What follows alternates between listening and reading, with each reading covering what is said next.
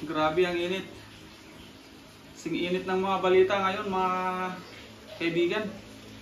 Grabe problema. Yan ang pangunahing yan yung nakikita kong pangunahin ngayon na problema. Problema dito sa ating bansa, grabe. Grabe kung ano-ano mga nakikita ko sa Facebook. Lalong-lalo na yung alam nyo naman yung na-issue kay Duterte at kay dati nating Pangulo si Rodrigo Roa Duterte na nadampot ng ICC. Ayan, pati si Mr. President natin, si Bongbong Marcos, ayan, nagkagulo-gulo na sila. Nagbibintangan na ng mga kinurakot daw. Bilyon-bilyon. Pambira itong problema. Bago tayo mag-umpisa, shoutout muna dun sa mga kabatch ko ng Cattle. Ayan, batch 1 to batch 5. Lalong-lalo na kay Milvin. Milvin ba yun o Marvin? Ayan, shoutout. Ayan, idol, pare, tol. Mag-comment ka naman kung mapanood mo yung video na to. Shoutout din kay paring Jeromo, tsaka kay Nyong Nyong na papunta na ng Canada. Ayan, pati kay Mang Carlo, tsaka kay Mang Donnie, susunod sa Canada. Ayan, alam ko yan, marami tayong source dyan, balita sa inyo dyan. Kumusta kayo? Ayun grabe mainit ang balita, mayroon pang yung patayan. Yung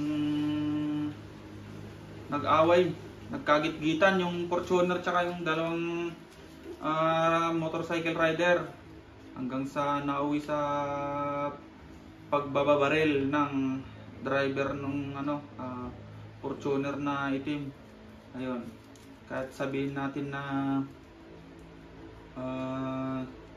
nabugbog siya, dihado siya, dapat hindi siya nakulong, wala tayong magagawa dun mga kaibigan kasi nakapatay siya. Batas is batas, yun ang papairalin dyan. Yun ang problema kasi namaril siya.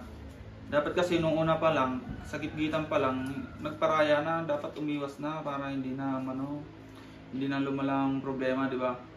Problema kasi kapag yung pinatulan mo yung problema, lalaki yan. Kailangan pag may problema, wag mong patulan, iwasan mo. Gawan mo ng paraan para mawala ang problema. At tayo may mga problema. Kahit ako may problema din ako. Wala akong pera. Kaya nga nagbablog ako para makahanap ng pera. Ayan, kaya pag may ads na lumabas dyan sa pinapanood mo ngayon, wag mong i-skip ha. Para malunasan yung problema ko kahit pa paano. Ayun. So, dapat kalmado lang. Dapat pairalin ng init ng ulo. Lahat naman tayo may init ang ulo, dumadating talaga yung time na dyan eh. Pero dapat kontrolin, sanayin natin ang ating sarili na wag natin pasabugin yung ating emosyon.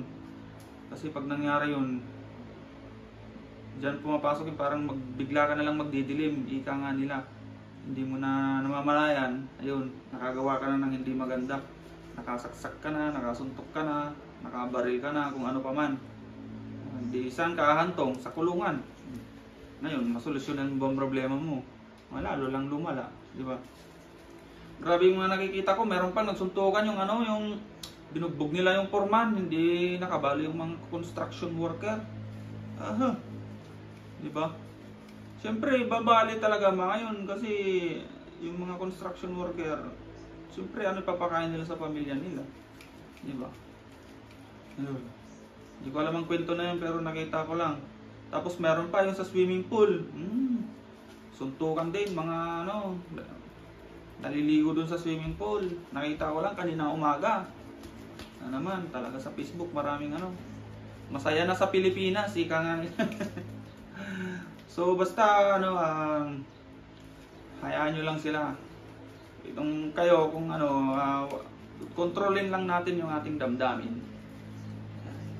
Paypay tayo ng paypay kasi mainit, baka sumabog din tayo dito.